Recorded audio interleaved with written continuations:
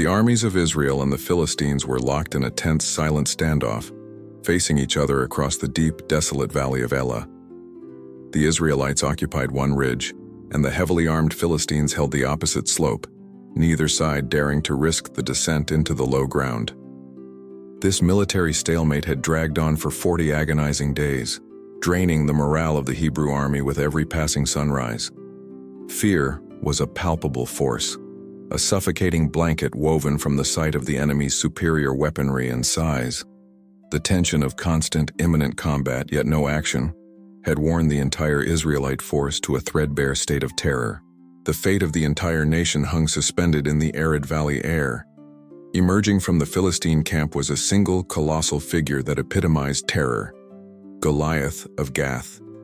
He was a champion warrior, a man whose physical size defied belief, standing at nearly 10 feet tall, a genuine giant. His armor was a staggering feat of engineering, covered in bronze scales weighing over 100 pounds, making him virtually impervious to ordinary weapons. He carried a spear with an iron head alone weighing 15 pounds, its shaft like a weaver's beam. Goliath was the ultimate psychological weapon, a walking, breathing monument to overwhelming human might and destructive capability. His presence alone was enough to instantly paralyze the opposing army. Goliath did not charge into battle. Instead, he issued a chilling, ritualistic challenge that bypassed the need for mass warfare. He roared across the valley, mocking the armies of Israel and their God with thunderous contempt. "Choose a man and let him come down and fight me," he demanded, proposing a single combat duel to settle the fate of the two nations. The terms were simple and terrifying.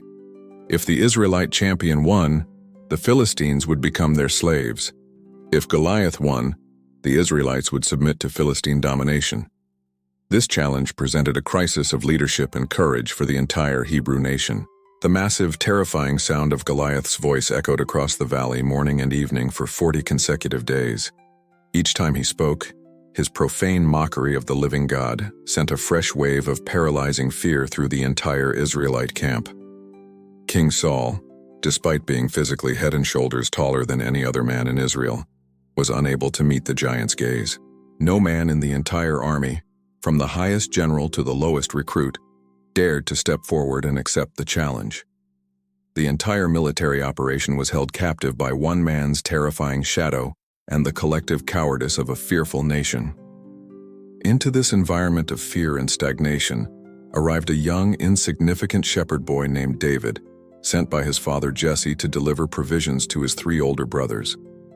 David was perhaps only a teenager, possessing no military training, no armor, and no experience with the violence of the battlefield. He was the youngest son, dismissed by his own family, accustomed to the quiet solitude of the Judean hills. He arrived at the camp not as a warrior, but as a mere errand boy, completely unaware of the spiritual crisis paralyzing the army. His presence was a stark contrast to the seasoned yet terrified soldiers. David quickly heard Goliath's booming daily challenge and witnessed the collective, panicked flight of the Israelite soldiers after every single utterance. He listened with growing, righteous indignation as the giant profanely insulted the armies of the living God. David's spiritual vision was entirely different from the soldiers. He saw not a military problem, but a theological one. His entire being was consumed by a burning, zealous fury over the casual dishonor shown to the covenant Lord. The quiet shepherd boy began to ask a profound, courageous question that stunned the terrified bystanders. Who is this uncircumcised Philistine that he should defy the armies of the living God? David demanded, his voice small but burning with conviction. This question immediately reframed the conflict. It was not Israel versus Goliath, but God versus this pagan blasphemer. His older brother, Eliab, heard his questions and immediately erupted in furious, jealous contempt. He accused David of merely seeking excitement and neglecting his small duties back home with the sheep. Eliab's scorn was a painful, unnecessary obstacle, adding the tension of internal family judgment to the external crisis. Despite the crushing scorn from his own brother, David's words and questions quickly traveled up the chain of command, eventually reaching the ears of the trembling King Saul. Desperate for any solution, Saul finally sent for the shepherd boy, viewing him with a mixture of hope and utter disbelief.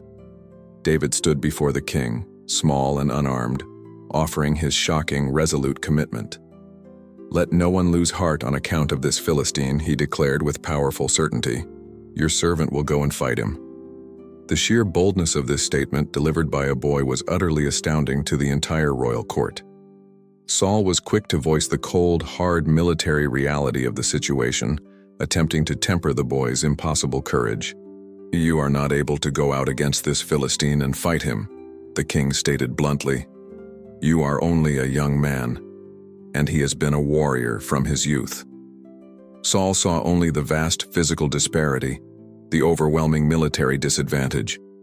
David, however, countered with a quiet, powerful testament drawn from his mundane life as a shepherd. He described his fierce, solitary battles against lions and bears that tried to steal his flock. David explained that the same hand that delivered him from the claw of the lion would deliver him from the giant. "The Lord who rescued me from the paw of the lion and the paw of the bear will rescue me from the hand of this Philistine," David proclaimed with unwavering confidence. This was the spiritual equation of David's faith, a belief that his past unseen victories were divine preparation for the colossal challenge he now faced. Saul, left with no other option and completely out of champions, reluctantly agreed to allow the boy to proceed.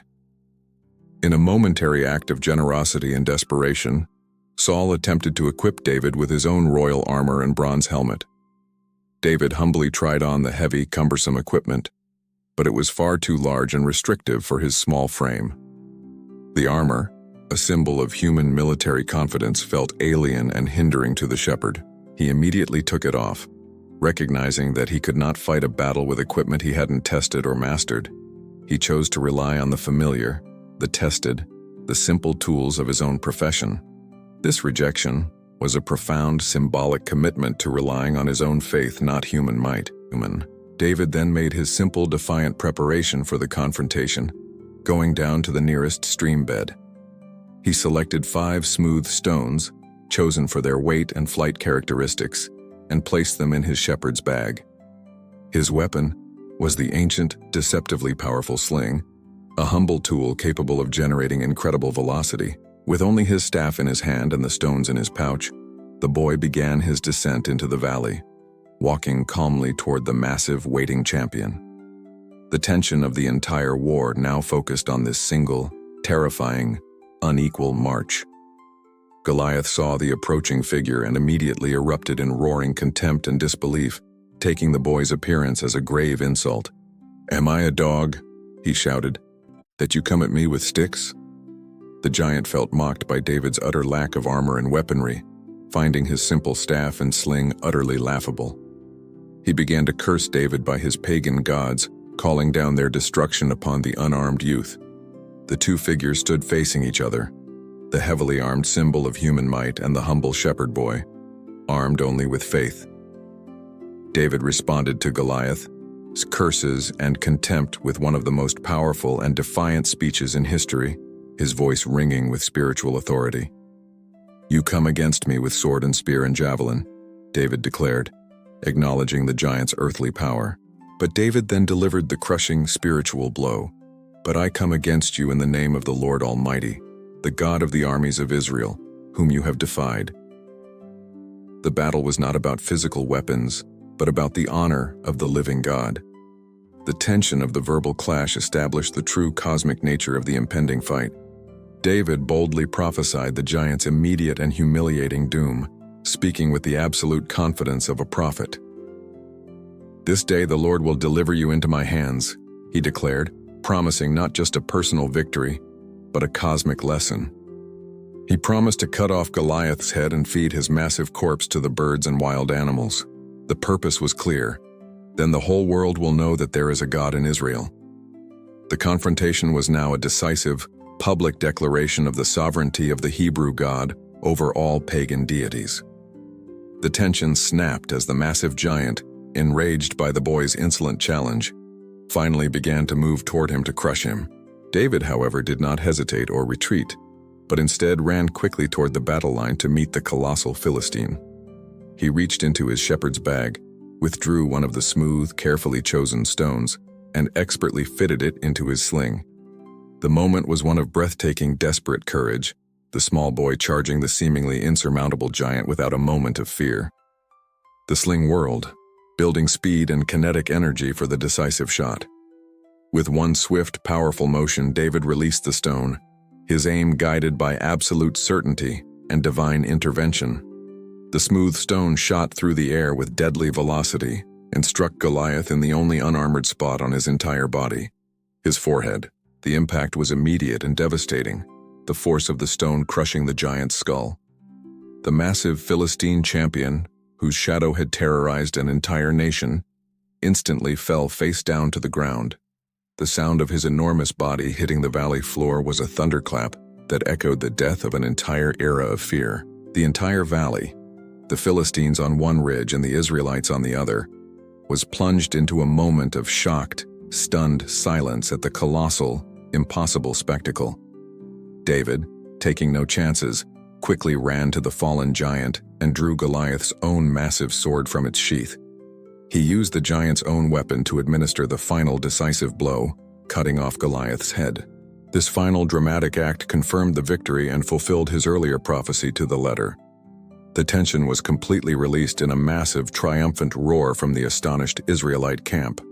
Seeing their champion slain by an unarmed boy, the entire Philistine army was gripped by a sudden total panic and immediately turned and fled in terror. The paralyzed Israelite army, suddenly galvanized by the spectacle of the impossible victory, erupted from their camp in a triumphant pursuit. They chased the fleeing Philistines back to their own cities, inflicting a devastating, demoralizing rout. The entire battle was won not by superior strategy or military force, but by a single shepherd boy's faith and a single, perfectly aimed stone. The humiliation of the pagan enemy was complete. The story of David and Goliath is the ultimate narrative of trust in God's strength over human might. David proved that the true measure of a person is not their size, their weapons, or their training, but the depth of their commitment to the living God. His victory was a profound theological statement, demonstrating that God equips the humble and the unlikely to confront and conquer impossible opposition. It is an eternal lesson that encourages us to face the giants in our own lives, whether they are physical, spiritual, or emotional, not with the tools of the world, but with unwavering, fierce faith in the God who fights for us.